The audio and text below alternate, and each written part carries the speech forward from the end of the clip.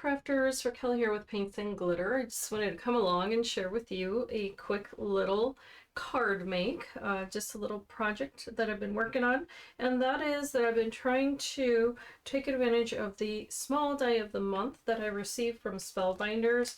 I decided to join it because I know that the dies are such wonderful quality. I really have a lot of fun with them. This is actually from last month, and this is the Summertime Wade Pool. And if you're not familiar with the die of the month from Spellbinders, the smaller ones fit on something like this. The magnet and the little sleeve are actually from Tonic Studios, which I can link below because they're such a wonderful way to store your dies and stamps, because you can definitely slide a small stamp in here if you need to. But in any case, this was the May one, and I already shared some cards, I think, maybe, that I made with these, and this was the little toucan and the parrot, and they were so gorgeous.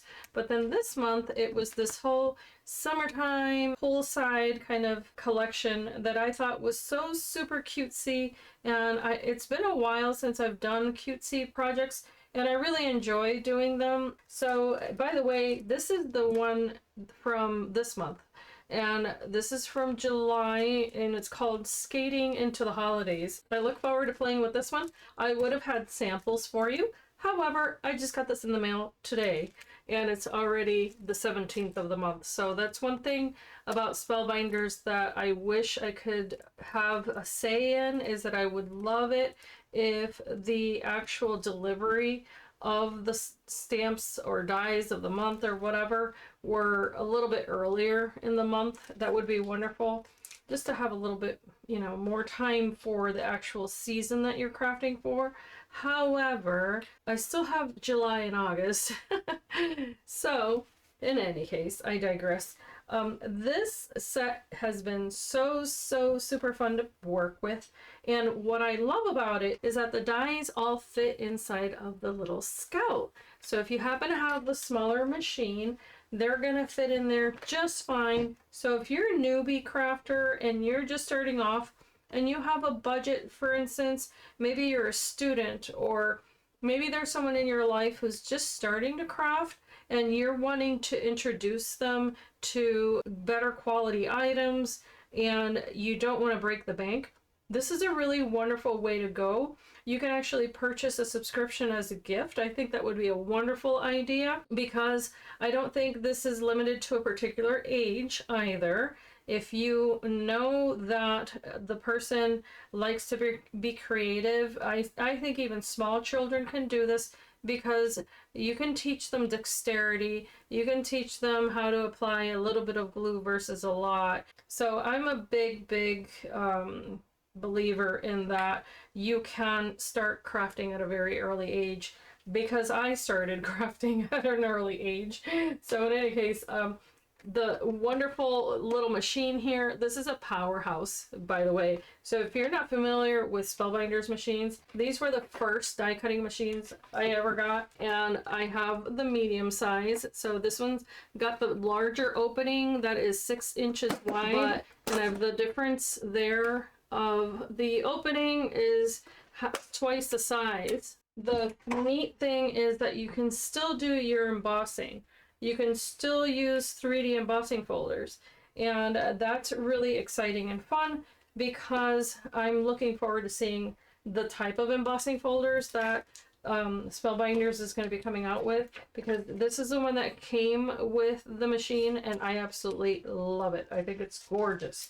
The other thing is that I dipped into my older embossing plates, because I happen to have them in a drawer right next to where I sit while I'm crafting, and I took a peek today and I decided, you know what, let's revisit some of these oldies but goodies, and that's what I did for some of these cards. I think a couple of them. One of them I did go ahead and use. I'm trying to find the folder here. Here they are.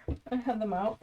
Okay, so one of the folders that I used from Provocraft for Cuttlebug. So this is, I mean, to me, this is like history. Going way back.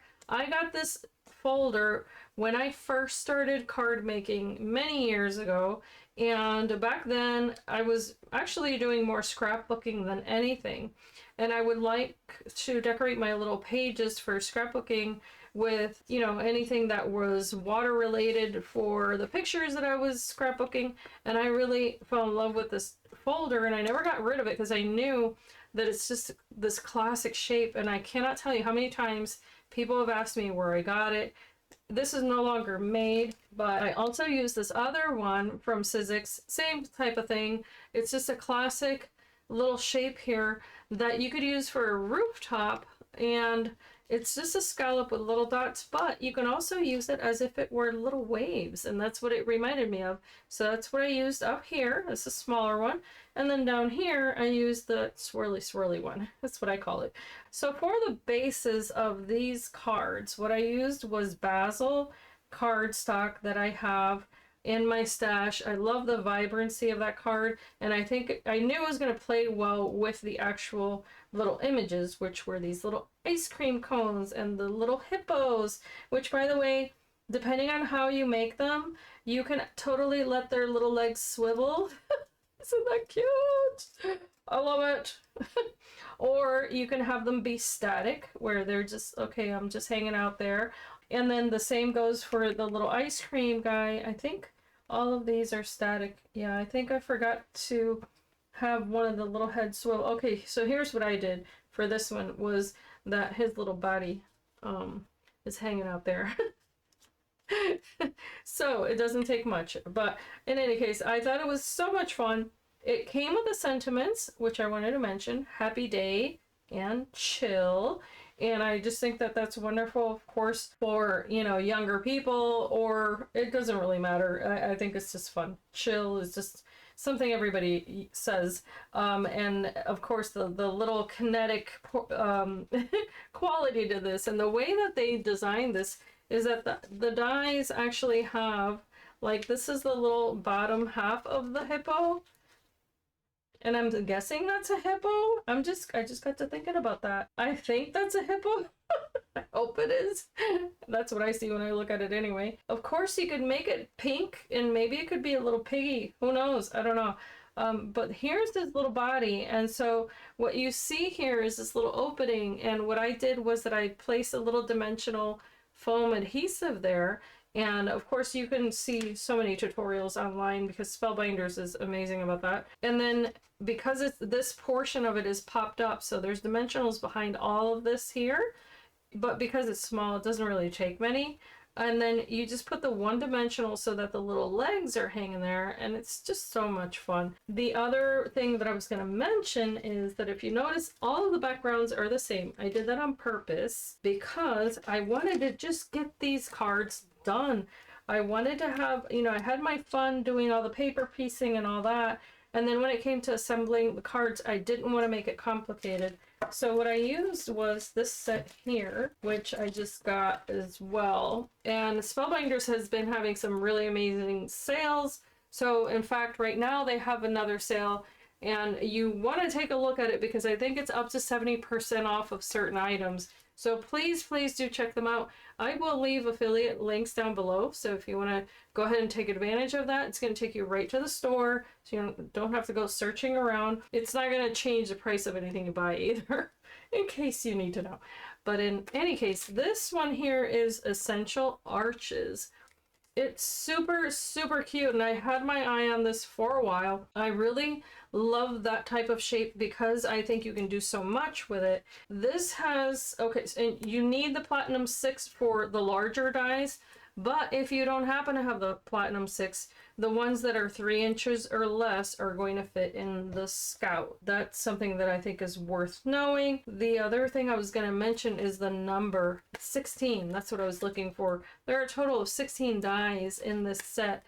And there's another set that I'm going to get that actually matches with this, which is super cute too. And that one has like etching on the bottom. I also did pick up some other dies here. They are sentiment strips. I've had my eye on them. But these are for the hot foil plate, so I haven't had a moment to play with these yet. When I do, I will come back, but I also got the one that'll match the shape. So I'm super excited about that because I think it's going to be neat to have that little arch in whichever color of foil. And all you do is you heat this up with the foil machine and then apply the foil onto your card, but you probably already know that. In any case, so this has been a lot of fun. I just wanted to come along and share. The other products that I used on here were a bunch of little glimmery bits. The way to do that was that I used my Nuvo Drops in different colors. I also used my sparkle spray. You can water these down, and I always mention that when I show these in, for instance, in unboxing videos and all that. But I think it bears repeating. You don't have to use them straight with the intensity of the color that you see there.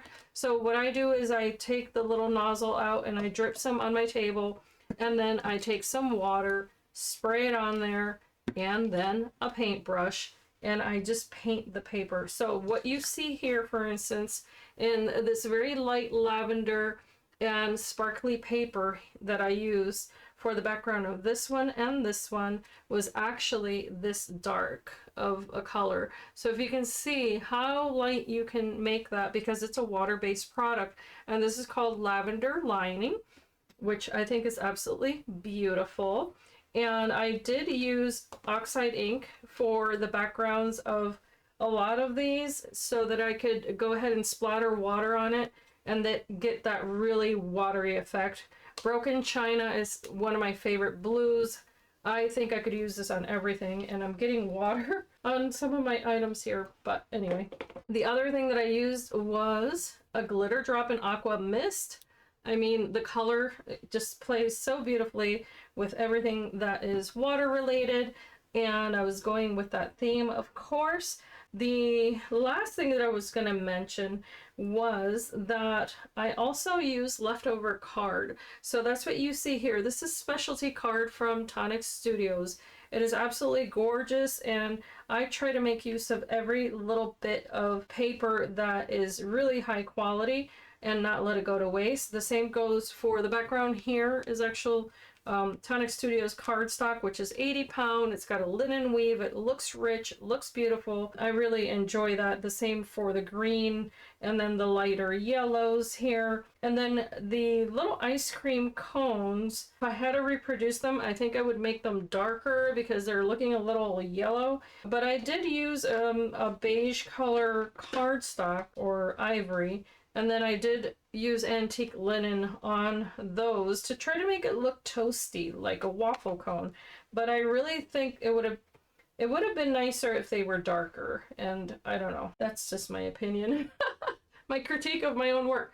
I hope that you enjoyed this video, however, because at this point I'm rambling. But let me know what you think. Which one's your favorite? I love making little groupings like this because then you have them ready to go. And of course, if you're wanting to make gifts for others, this is a wonderful way to also make sure you have enough bundles, because you can do this every month.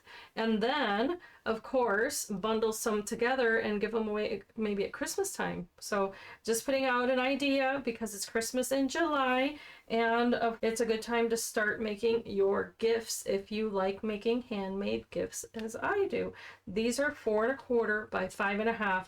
The bases are all from an 8 1/2 by 11 sheet of 110 pound card. All you do is cut it down vertically right down the middle, and you get 2 cards out of each. So with 3 sheets you get the bases, and then from there you can of course use 1 sheet for the base of the backgrounds, depending on how much of that border you want to show and all that good stuff. Of course, if you have any questions, leave them in the comments. Don't forget to subscribe if you're new to my channel. I invite you to be part of this crafty community on this very small channel. I'm trying to help it grow, and I very much appreciate all of those who have subscribed recently as well as those who keep coming back. I very much appreciate your time and all of the beautiful, kind comments that you leave me. I hope that you can be inspired and be blessed, and I hope to see you in my next video. Bye-bye.